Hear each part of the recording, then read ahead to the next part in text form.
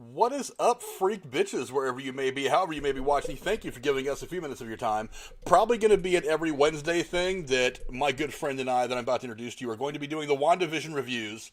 But we're going to be starting with episode 1 and 2, and reviewing those with me today is my hetero life mate, Mr. Jeremy Woolner. How are you today, my friend?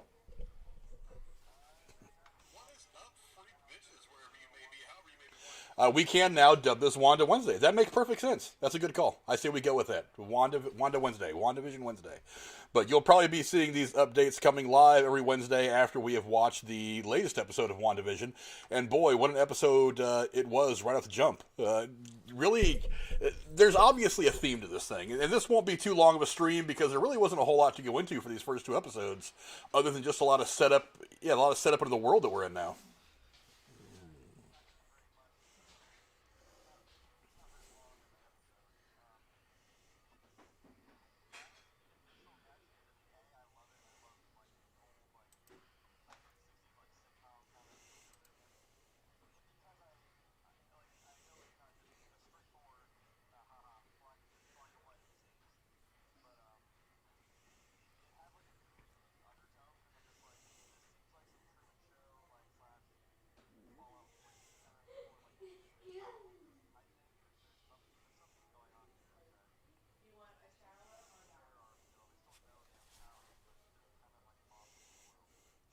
Yeah, that's one of that's one of the questions that is introduced very early on, and just the fact that the show even exists probably it states this question is exactly what is the situation that Wanda finds herself in. We don't really know for sure. I mean, obviously the themes that are set up throughout the course of this series are pretty clear. The first episode is very much a 1950s TV style episode, and the second episode was kind of a 60s style episode, and we saw it kind of transition to color, like literally transition to color the last scene of the second episode. So we're obviously going to move forward with the theme, but what is involved in all this stuff is really kind of the point. Now you see some things in the first episode that are kind of interesting and let you know that some things are not happening quite right. One of the first things we see is obviously the helicopter that Wanda finds, and I've got a picture of it right now. There's a couple of things that are interesting about this picture, this helicopter, this little toy helicopter that she finds in the bush. Number one is that it's in color. Now, there's a running theme throughout these first two episodes of something significant having the color to it, much like we saw in the M. Night Shyamalan movies, where I know in what was the first one he did? The I Can't See Dead People. I See Dead People. There was the Sixth Sense. There was a significance to the color red, that everything that Bruce Willis interacts with is red or something like that. Yes, the little girl in the dress. Yeah, but yeah, the question is what is the significance of these things? They're obviously trying to draw your eye to it, and one of the first significant things that we see is this helicopter. There's a couple things about it. Number one is it was in color. Number two is that logo on there is not a Shield logo anymore. It's something else a lot of people have thought was going to be brought into the MCU at some point. Tell us about it, Jer. Yeah, tell us all about it.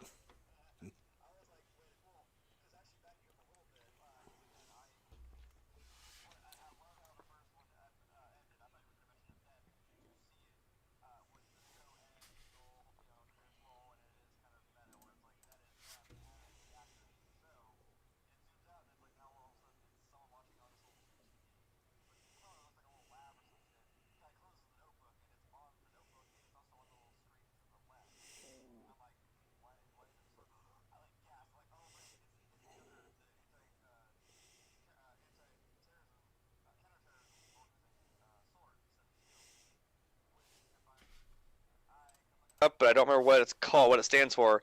But it's about like oh fuck, like secret. I'm gonna butcher this, and everyone don't hate me for this. We know what we're talking about. We're on the same page, but it's like they're looking at. I guess I would say in this case, Wanda and Vision. Like, are they absorbing them? Are they like trapped in this weird? This is where it goes back to Fallout, where it's like there was a place called Tranquility Lane, which was very much like this. It was a 1950s-esque black and white, like suburban town that these people were actually trapped in, kind of like the Matrix. Like their minds were trapped in there, but it wasn't what they see. Like somebody was watching them. Like this guy was. pretending to be like the little girl of the neighborhood, but he's actually the guy watching them and controlling them. So I thought maybe that was what the whole deal was. Yeah, one of the questions about this is exactly who is alive and who is dead. So we all know what happened to Vision in the Infinity Wars. We all know he gets the stone ripped out of his head by Thanos, and that's the last place that we see him. So one of the $64,000 question on here is he alive or dead? Is this all one of Wanda's weird things where she's tripped out her own reality to try to deal with the grief of losing, her brother, the guy she loves, so on and so on and so on? Because she's seen a lot of trauma in the last probably 3 or 4 movies, so it would kind of make sense. Yeah. Now I thought that too. Like maybe this is some trippy thing. Like after Vision, he got killed twice, which sucks. Like she killed him so he couldn't get the stone, and then Dickhead over here with his time stone rewinds it and grips it out of his forehead to begin with. So I'm like, is this maybe like something that their consciousness? Because they, like I said, they seem to remember, but not how they got there or how long it's been or what's been going on. So maybe they got transported there and they're kind of trapped in that time where I think they both got snapped, right? So maybe that's it. And well, technically speaking, she got snapped. He didn't. He was killed before the snap. True. And that's maybe why I'm thinking, is that what adds weight to that line in Endgame where she says, "You took everything from me." And yeah, he's like, "I don't know who you are," because obviously that's not the same Thanos, but I was like, maybe is that what that meant? Like maybe during what we're seeing now is like they had this nice time, they got to actually be together all this time, and like suddenly now he like just took that all from her, and maybe that's what she was mentioning. Well, if you think about it, the entire event, the course of events that happens throughout the entire Infinity Saga from the first Iron Man all the way up to Endgame is really kind of stuff that was set in motion by Thanos. So I think that's kind of what she was talking about is while her brother died battling Ultron, that it was all kind of all set in motion because of everything that Thanos was doing. But she is very aware that he's the one who, with his own hand, killed the man she loves in Vision. So I'm sure it's probably something that goes very deep with her. But here's like I said, the question is Vision alive? My guess is he is alive for a couple reasons. Number one, it's the Marvel Cinematic Fake Death Universe. The only person that has managed to stay dead for this entire MCU, the entire MCU, after he initially died was her brother. So it just makes sense that Vision's going to come back. Isn't also Iron Man and Natasha dead? I mean, aren't they like dead? Yeah, they're dead. But come on, we all know that Tony Stark's going to make some kind of appearance in the MCU moving forward. It's comic books. No one ever actually does die. I know. They want to be able to sell it. I mean, Christ, we talked last week about how Chris Evans is already in talks to come back and play Captain America again in some way, shape, or form. So obviously everybody's going to come back at some point when it suits everybody's interest. But whatever. See, maybe I was not right. Maybe this was taking place in more of a current-ish time, like with what the movies are doing. Because, I mean, even the little stingers that you notice, like when they do the old shows, used to have like a little advertisement in there.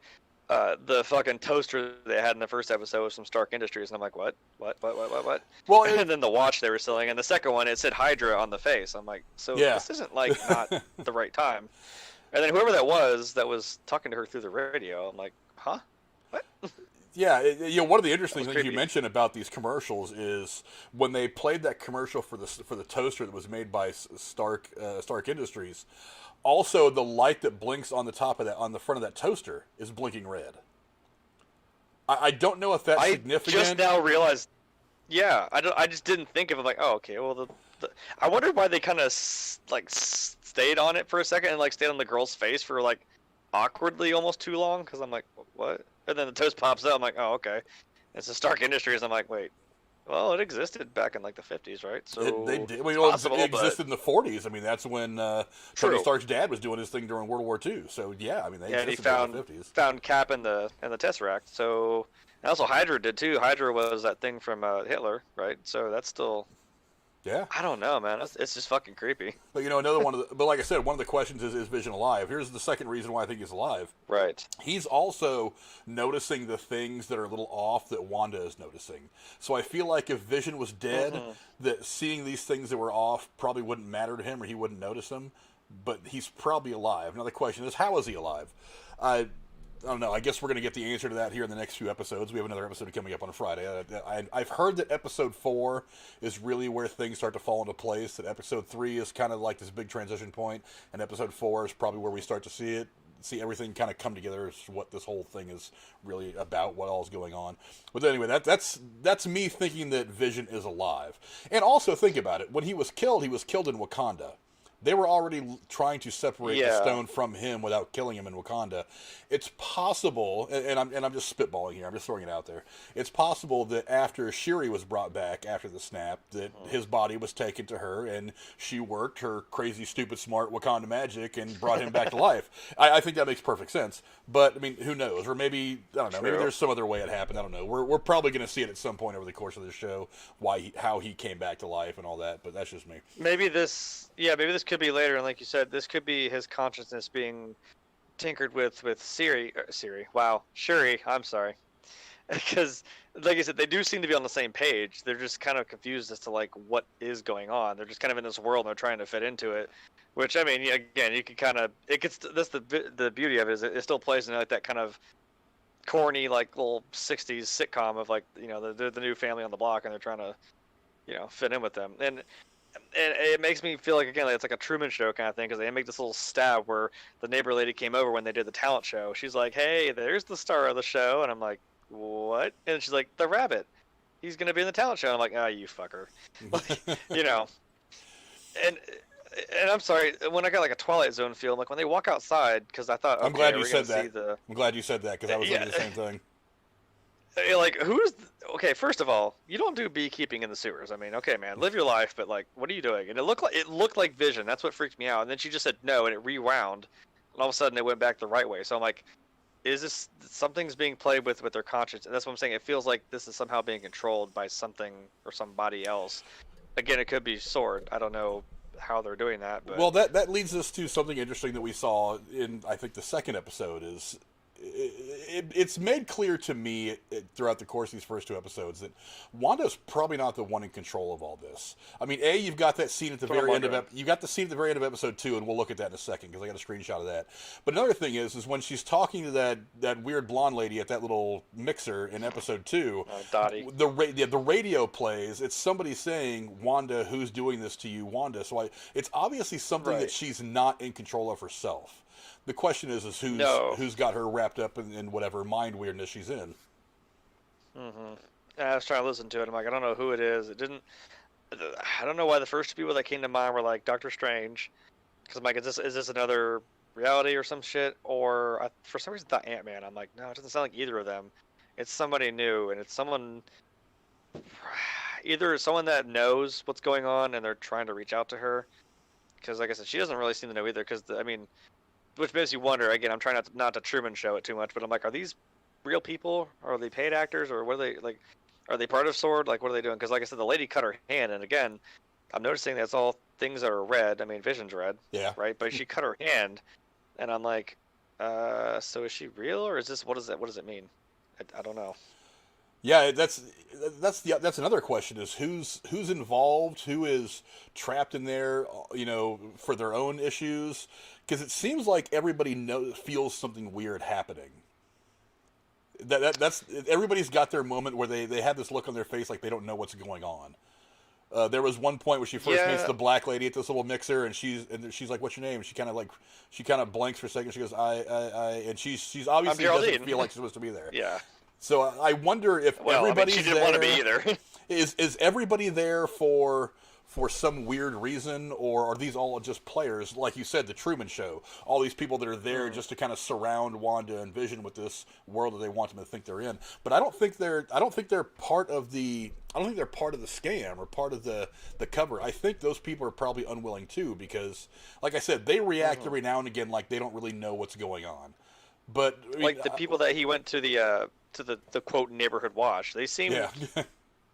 Well, and I'm like, and that's the thing. He drops that bomb on the dude. He's like, "Oh yeah, this guy over here, he's a communist." And they all just kind of laugh it off. I'm like, "Wait, was he being serious though?" And does that guy know that, or is it just they really think it's a joke, or they're trying to, you know what I mean?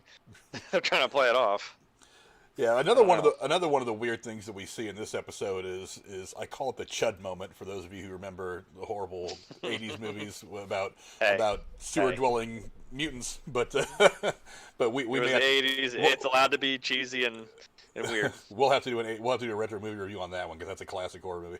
But we see this Yeah. beekeeper guy coming out of the sewer, and this is one of the and this was a very you mentioned Twilight Zone earlier. This was a scene straight out of something that you would see in the Twilight Zone. I thought the scene was amazing. It, But they both. the way it was lit, it felt like the monsters are due on 34th Street or whatever that one's called. Yeah. Like where they go outside, they don't. It's just a basic thing of paranoia where they don't know what the fuck was going on. Yeah, a very Twilight Zone inspired scene, but it's where both of them clearly see something happening. Now, I don't know if you noticed or not. You probably did because you have eagle eyes when it comes to stuff like this, just like I do. Yeah. As he's climbing up out of the manhole, he's got the sword logo on his back. Yes. So Yes. obviously we don't get a good look at his face. I Well, kind of you kind of yeah you you kind do, of but I thought it was Vision. I thought it looked like Paul Bettany. I was like, hello? It didn't look like anybody to me. I'm sure that's what it's supposed to be right now. It's not supposed to be anybody. If it's somebody significant, we're probably going to find that out in the next few episodes.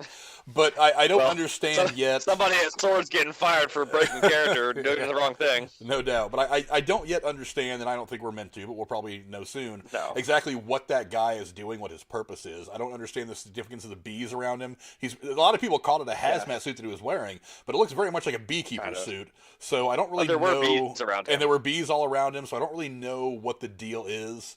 But He had a flashlight in his hand too. So I'm like, well, he was in the sewer, but I'm like, again, because remember, she just looks at him and she kind of almost straight faces and she just says no. And it like, wait, is it like, and is it like the fabric of this thing unraveling and it's just kind of like throwing things off? Did she like? Is it like Twilight where like, hey, you envisioned? I never saw past the first two movies, so just don't. I know the whole thing about they had this big badass fight scene, and then like it just haha, it was a vision. It didn't actually really happen, and I'm like, okay, a vision. But I'm like, oh, was she imagining it, or is it just to fuck with us? I don't know. yeah, it's really, really weird. But like I said, there's not a whole lot of explanation in these first two episodes, which I think is one of the reasons why they released the first two episodes together. It was really just like 2 episodes of all setup. So it was just 2 episodes that leave us with absolutely nothing but questions that we're sure are going to get answered, but a whole lot of questions. Like I said, how is Vision really alive? Who's in control of this whole thing? Whatever. And also a lot of really cool things sprinkled in, like maybe it's not significant, maybe it's just a bit of an Easter egg for fans. But the Stark Industries toaster, the Strucker wristwatch with the Hydra logo on it, and all that. It's definitely 50s and 60s inspired for the first 2 episodes. The theme, the commercials even were actually really, really cool. And what I appreciate is there's a fucking laugh track. Yeah, what they're doing. Well, they actually filmed part of it in front of a live studio audience. I wonder if they did, because that was what the first episode was called. I'm like, if they really did do that, I appreciate the shit out of it. That's amazing. They filmed parts of it, probably not the most important stuff, but yeah, parts of it were filmed in front of a live audience. So, awesome. There is that. But the second thing, the next thing we need to talk about before we go is that final scene where the credits are rolling in black and white like an I Love Lucy episode, but it's definitely very something modern day techie. And you were talking about earlier that little notebook with the sword logo on it. We have no idea. Obviously, this is somebody who's involved with running this whole thing that Wanda and Vision find themselves in. But again, it just leaves us with a whole lot of questions going into the 3rd episode and beyond. Any thoughts about that scene? Did you spot anything in it that maybe is a hint to what's coming? In which one? You're talking about the first episode? No, the final episode where it pulls back from that black and white TV screen, but there's obviously a lot of tech and things like that. Yeah, that's what I mean. Like when the first time we see it, it just kind of zooms out and there's somebody with a notepad and like a little remote. And he just turns it on. I don't know. Like I said, the only thing I caught was the sword logo, and I was like, well, it's a counter-terrorist group, so I don't know what they're doing. Cause it's like I said, there's sword and there's shield. So I'm like, well, I kind of know their MO, but I'm like, I don't know what they're doing with Vision and Wanda. Maybe, like I said, maybe they somehow got Vision's consciousness and then like or something, or rather, and they're somehow trapped in that. I don't know. Maybe they're just observing them for some God knows what reason. Well, they're obviously observing them for some reason. The reasons we're going to find out eventually. But one of the things I didn't catch in the screen grab that I got is one of the names that pops up, and I realized this afterwards, and I was watching another video on it. Is one of the names that pops up in those credits that roll on the black and white screen is actually the name of a SpiderMan villain. I forget the name, but it was a SpiderMan villain of some origin. I forget exactly who it was. Like it may the be actual not the credits for the show, like where it says Wanda Maximoff and Vision. No, well, in the black and white credits that are rolling in that scene that we're talking about, where that lady's holding the remote, Yeah. she's obviously controlling something. One of the names that pops up in those credits is the name of a Spider-Man villain from the past. I forget who it is, but I think it's probably just an Easter egg, because they're pretty good about doing these Easter egg things for the fans when we watch stuff like this. But especially shows like this, like where it's set up that way, like those '60s like sitcoms. Like I'm looking all over the screen too. I'm like, there's something in the background. I'm looking for. I'm like, I know there's something deeper I'm supposed to be looking for in this. That's what I appreciate. But one of the things that we have to keep in mind here is this series, WandaVision, is supposed to directly affect or be very much a part of what we're going to see in Doctor Strange and the Multiverse of Madness, and have a significant role to play in the next Spider-Man movie. So the fact that it throws out there some old school Spider-Man villain might be significant. And maybe we'll see why Nick Fury was out vacationing in space. I don't know. He's out there because someone said like he was out there looking for someone else. I can't remember if it's another organization or something, but like someone said that means something. Like Nick Fury was actually out there doing some shit on that ship or something. I've heard a lot of theories that maybe the Agents of S.H.I.E.L.D., people from the Agents of S.H.I.E.L.D. TV show have something to do with it. Somebody had postulated that was actually Gemma that was holding the remote at the end in that scene. I don't think so. I don't think Kevin Feige really wants anything to do with the Agents of S.H.I.E.L.D. TV show. Although it'd be kind of cool to see some of those characters cross over to the larger MCU, but I really don't think it's them. I don't know. I don't think it's... Somebody had said it might be somebody in Wakanda that has got Vision and Wanda kind of in this thing to try to help bring Vision back to life. It's plausible, but I don't really know right now. And something that's kind of noticeable that I'm thinking now about the title, the WandaVision text, the eye looks like a recording dot. You know what I mean? Like a recording light on a camera. Yeah. You know what I mean? So it ties back into the whole they're recording and observing them for whatever reason. I don't know why. True. But anyway, like I said, the first couple episodes give us nothing but questions, not a whole lot of answers for anything. And we're going to see some stuff as we go on into episode 3 and beyond. So go down in the comments below and let us know what you guys think. Anybody in the chat, if you guys have any questions, we all have questions right now. There's nothing. We're not sure of anything. So hopefully the biggest question, what the F is going on? But I really do love, and I'm glad you said it because I was thinking I hadn't got to it yet, is there is a very Twilight Zone kind of feel to this, and Twilight Zone was an amazing TV show, one that comes from this era that they're playing in the 50s and 60s. So I think right now I really, really enjoy this. It is kind of a slow burn, and I think a lot of people are kind of shitting on the show online because they don't understand that while what we've gotten from the MCU so far is this action-y stuff, this is going to be a little different. I think Kevin Feige is doing something a little different with this. I'm intrigued. I am too. I'm okay with it being kind of a slow burn. And like you said, they plan these things out. Like, just trust us. It's going to come to fruition. Like you don't have to have it all right away. It's meant to. That's the point. It's meant to get you thinking about it and ask yourself questions about so what is this? Who are the people involved? What's And if you see the little Easter eggs and you know what it means, like comic wise or whatever, you're like, oh, maybe you can piece something together. But you don't know what direction they're going to go in. But it's Marvel. You got to trust that they know what they're doing. We've said that so many times. They know what they're doing. Yeah, I trust Kevin Feige to handle everything he's doing. He hasn't made a whole lot of bad moves so far in this thing. So just trust him. He's going to do something cool. Obviously, I have a feeling when this thing pops off, it's going to pop off big. It's going to pop off like it does in an MCU movie. Because in the original trailers for WandaVision, we do see that fight scene where Wanda's flying through the air, getting ready to go kick someone's ass. So this is going to happen big, and whatever is going to happen, like I said, it's going to have ramifications that go far into the next couple of movies that we're going to see, specifically Doctor Strange and Spider-Man.